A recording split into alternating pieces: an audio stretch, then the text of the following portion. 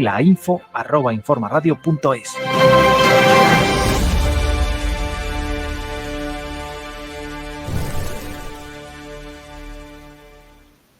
Bueno, seguimos adelante en Informa Radio, en la boca del lobo, y ahora sí, ahora nos quedamos con Juan Manuel Bárdenas, y vamos a hablar de Valencia Activa, que es, yo creo que importante. Valencia se va a convertir en el motor del empleo para la reactivación económica de la provincia tras la tragedia de la Dana, Juanma.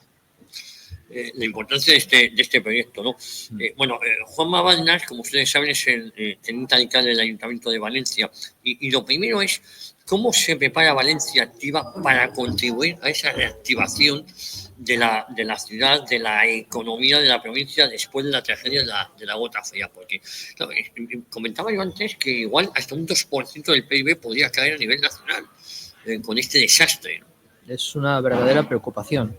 De hecho, aunque tengo otras responsabilidades en el ayuntamiento, para mí está relacionada con el empleo y con el emprendimiento, es una de las mayores, porque son más de 1.500 autónomos los que han perdido sus puestos de trabajo, su ocupación en las 3 pedanías de la ciudad de Valencia. Ya no menciono los de las otras poblaciones que tienen interacción con la ciudad de Valencia. Claro. El otro día, un expolítico valenciano con el que me crucé por la calle decía que Valencia es como si fuera un corazón que está formado por 2 ventrículos. Uno de ellos es la ciudad de Valencia y el otro el conjunto de poblaciones que están al sur de Valencia y que conviven con la otra parte de la ciudad, ya sea durmiendo o trabajando o estableciendo relaciones comerciales o de actividad económica. Por tanto, yo creo que ahora tenemos en Valencia un problema muy grave, que es tratar de reactivar la economía en las 2 partes de la ciudad.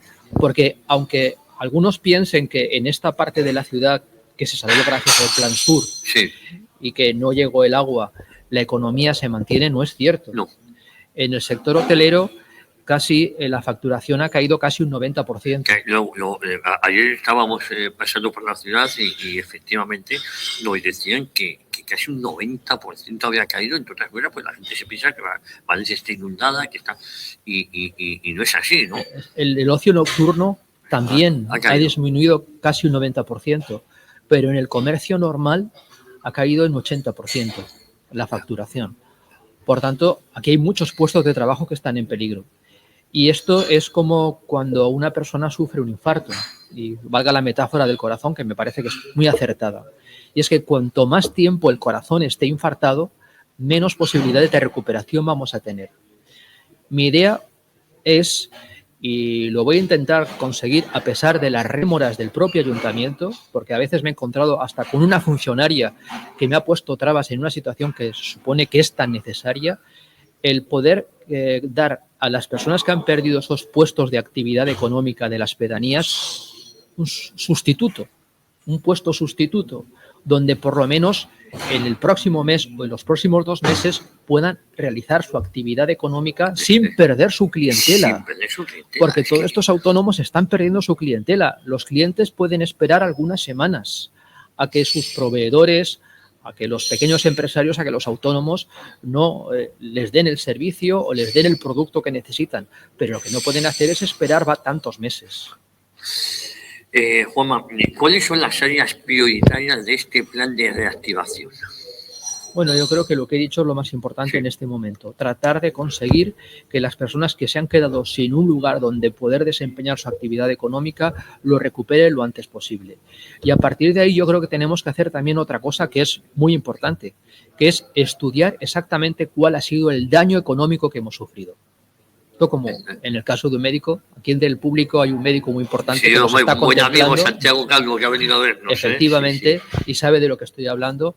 Lo primero que se tiene que hacer es un diagnóstico de la situación. Hay que saber qué es lo que ha resultado dañado para poder intervenir y para poder realizar aquellas cosas que son necesarias para la recuperación. Por tanto, lo primero que hay que hacer es un diagnóstico. Y una vez hecho ese diagnóstico de la real situación, que todavía no se conoce en su totalidad porque han pasado solo 3 semanas de los hechos y aún no somos capaces de valorar cuál es esa situación hasta que los expertos nos lo digan, A partir de ahí lo que hay que hacer es diseñar un plan de regeneración y desarrollo de la actividad económica de la ciudad. Pero yo en este momento no lo puedo decir. Sería un loco si en este momento yo aventurase cuál es ese método antes de que los expertos lo hayan valorado. Por tanto, lo primero que hay que hacer con emergencia, con urgencia, es valorar el daño. Y una vez valorado el daño, establecer un plan con personas verdaderamente competentes en la materia empresarial, en la materia laboral, para reactivar la actividad. Juanma, en términos de empleo, nos has avanzado ya cosas, pero ¿cuáles han sido los avances más significativos en estos últimos meses? Valencia, la verdad es que antes de que se produjera la gota fría, estaba liderando los datos de empleo de toda España. Estábamos siendo los líderes. A mí me gustaría poder seguir manteniendo esa posición. Como a mí no me gusta ponerme medallas simplemente, sino que creo que lo que hay que hacer es reconocer a quienes han realizado el trabajo, porque han sido los trabajadores y los empresarios valencianos los que han conseguido que los datos de empleo de la ciudad de Valencia sean los mejores de los últimos 16 años. La tendencia es no al pleno empleo, porque ya me gustaría que fuera así, pero ha sido la de tratar de recuperar el empleo que teníamos en Valencia en el año 2007 o el año 2008. Y nos estamos acercando ya a esa cifra, o nos estábamos acercando. ¿Cuáles han sido las razones por las cuales durante los últimos años Valencia ha conseguido liderar los datos de empleo en toda España? Pues una de las razones por las cuales me han explicado los economistas que esto ha sucedido ha sido porque se ha desestacionalizado el turismo. Eso es algo que ha sido muy importante. Después también porque Valencia se ha convertido en un polo de atracción de empresas y que relacionadas en algunos casos con el sector inmobiliario, pero no por la construcción necesariamente de viviendas, sino por el sector inmobiliario en el sentido más amplio, porque resulta que en Valencia se ha producido durante los últimos años un gran intercambio y compra de inmuebles. Y esto, unido a la estacionalización del turismo, ha generado una situación beneficiosa para la ciudad que nos ha llevado a que tuviéramos los índices de empleabilidad más altos de toda España. Hemos de seguir estudiando si esto es así y ver si existen otras posibilidades. Nosotros aquí, en la plaza del Ayuntamiento, celebramos hace unos meses, creo que fue en el mes de mayo, una feria del empleo. En esa feria del empleo, que fue récord con respecto a las que se habían celebrado durante años anteriores, se realizaron un número de contrataciones muy importante, porque fue un lugar, un foro, donde los empleadores y los posibles candidatos a ser empleados se unieron, se juntaron, se comunicaron unos con otros y eso consiguió pues, que se produjeran contratos directos en esa feria. Vamos a seguir realizando actividades de este tipo porque constatamos que directamente producen empleo en la ciudad de Valencia. Juan Manuel, ¿qué estrategias se están implementando para mejorar también la formación y la empleabilidad? Bueno, ¿qué estrategias estáis? Bueno, lo primero que hay que tener en cuenta con respecto a la formación, porque la formación es para el empleo, todos estudiamos para tener una profesión y para poder en el mercado laboral desarrollar nuestras actividades. Lo primero que se tiene que hacer con respecto a las políticas de empleo de la ciudad de Valencia es contar con aquellos que dan la formación. Porque hasta ahora no se estaba haciendo. No se estaba contando con No, porque el Pacto para el Empleo de la ciudad de Valencia, que tiene más de 15 años de historia y que ha sido mantenido tanto por las políticas del Partido Popular como del Partido Socialista y de Compromís durante todos estos años anteriores, a los únicos que se ha tenido en cuenta ha sido a la Confederación de Empresarios y a los sindicatos, sin tener en cuenta ni a las universidades, a los centros de formación y tampoco, sorprendente, a los colegios profesionales que son los destinatarios de esa formación. Todos sabemos que las universidades, yo soy profesor de universidad, no siempre los planes de estudio se hacen a requerimiento de lo que el mercado pide. Entonces yo creo que lo que hay que hacer es, si se celebra y se va a hacer un pacto para el empleo para los próximos 4 años en la ciudad de Valencia, ese pacto para el empleo tiene que tener en cuenta a todos los agentes implicados en la formación y en el empleo.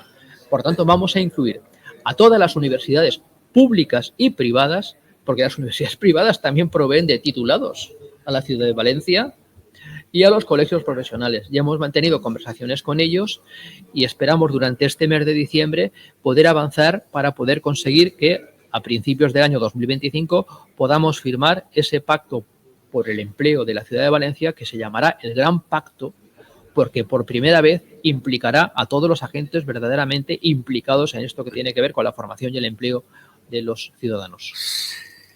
¿Cómo vislumbras el futuro del mercado laboral en Valencia, Juanma? Pues me gustaría que por lo menos siguiera la misma tendencia que ha tenido durante el último año en que nosotros estamos en el gobierno municipal.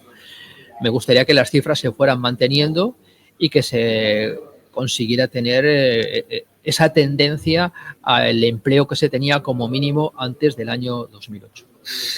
Juanma, y hablando de Valencia Activa, España históricamente es récord en paro juvenil. Es que doblamos la tasa europea. Bueno, España en paro en general tiene el doble, pero en paro juvenil es de auténtica locura.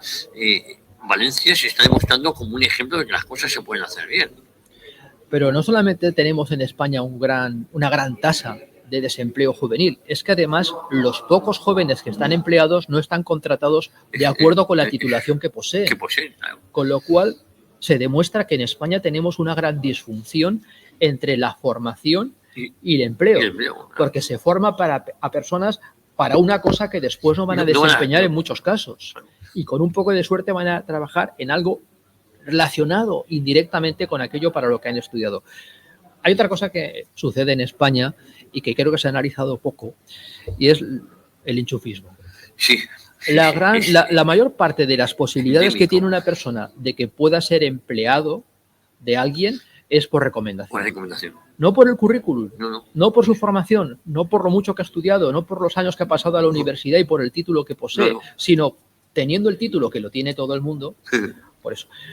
Hubo un fenómeno durante los últimos años que se produjo entre los 90 y el principios de este siglo XXI, que fue la gran creación de universidades por toda España. Sí. Yo soy catedrático de una de ellas. Y se proliferaron las universidades por todas partes, con lo cual el número de titulados se ha incrementado mucho.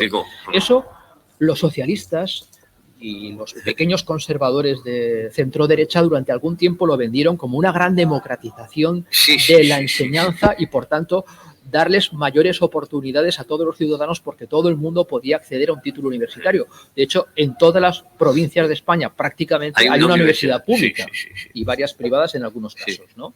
Pero no ha sido así. No se ha democratizado la empleabilidad. Se ha democratizado la titulitis, pero no se ha democratizado el acceso al empleo porque en realidad vuelven a ser aquellos que pertenecen a unas castas o élites determinadas los que pueden acceder fácilmente al empleo y no los que tienen el título. Sin embargo, en un sistema más restrictivo, donde todo el mundo no llegase a tener los títulos universitarios correspondientes, sino solo aquellos que demostrasen verdaderamente su valía, serían, en ese caso, en ese mercado, una verdadera democratización e igualdad de oportunidades donde personas provenientes no de esas élites podrían obtener un empleo y además un empleo relacionado con su formación. Fíjate, es tan cierto lo que dice Juanma que por eso a lo mejor han proliferado también las escuelas privadas de negocio, porque resulta que los títulos han devaluado el título universitario, y lo han devaluado porque la izquierda también, y como bien has dicho, parte del centro reformista o el centro derecha, se ha dedicado a regalar títulos. Entonces, el título carece de valor, entre comillas. Entonces, para una nota distintiva es obtener un máster que te vale un dineral y al que solo acceden determinadas clases sociales, con lo cual se ha conseguido el efecto contrario. Es decir, todo el mundo tiene un título universitario, pero la empresa te pide ya no solo el título, sino te pide que hagas un máster que te vale 60, 70.000 o 100.000 euros o 50.000 o un IS o un MBA, con lo cual son ellos los que tienen acceso a esos puestos de trabajo y no el titulado universitario. Yo creo que la educación en España nunca ha sido tan elitista en España como ahora, salvo en tiempos de la Segunda República o antes. Claro. Es que eso de democratizar la universidad se ha conseguido el efecto contrario. Sí, durante la Segunda República, las personas que podían acceder a la universidad eran únicamente aquellas personas que pertenecían a una élite social. Y esas personas eran las que accedían a los puestos de trabajo importantes. Ahora siguen accediendo a esos puestos de trabajo importantes las personas que pertenecen a esa élite social. Lo que pasa es que disfrazados los demás con títulos que luego no pueden ejercer. Juanma, yo te he escuchado, te lo he comentado antes en distintos debates y es admirable también cómo ya hay voces como la tuya, donde da esa batalla cultural, esa batalla ideológica. En los últimos 40, 45 años había miedo a darla, ¿no? La izquierda tenía una superioridad moral de la que en verdad carece, porque aquellos que hemos conocido la historia de la izquierda y concretamente del Partido Socialista en los últimos, a lo largo de toda su existencia, nos hemos dado cuenta que elecciones por su parte ni una, ¿no? No se les puede pasar ni una, ¿no? Y eso es lo que han llamado ellos tensionar la sociedad. Ellos que tensionan la sociedad nos acusan a personas como tú de dar esa batalla, de tensionar la sociedad o la política, precisamente porque contestáis. Incluso, si es preciso, nos ponen a los tribunales o a los fiscales detrás. Sí, no sé, es cierto, no lo podemos evitar. Pero yo creo que no tenemos que amedrentarnos, tenemos que defender nuestras ideas, porque si no lo hacemos nosotros, no lo va a hacer nadie. Es decir, hemos de ser nosotros mismos. Además, tenemos que dar ejemplo. Si nos quedamos callados, ¿cómo vamos a pedir a los españoles que se manifiesten a favor de su propio pensamiento, a favor de su libertad, si no lo hacemos nadie? Si solo cuando los españoles vean que estamos dispuestos a decir lo que pensamos, ellos estarán también dispuestos a hacerlo. Pero alguien tiene que hacerlo en primer lugar. Yo daba clases en la universidad, escribía algunos artículos, escribía algunos libros y me di cuenta que solamente con lo que se decía en las clases y con lo que yo podía escribir no se iba a cambiar la sociedad. Y por tanto me vi obligado de alguna manera a dar un paso al frente y dejar la comodidad del pensamiento y pasar a la acción. Y la acción en muchos casos consiste simplemente en decir lo que uno piensa.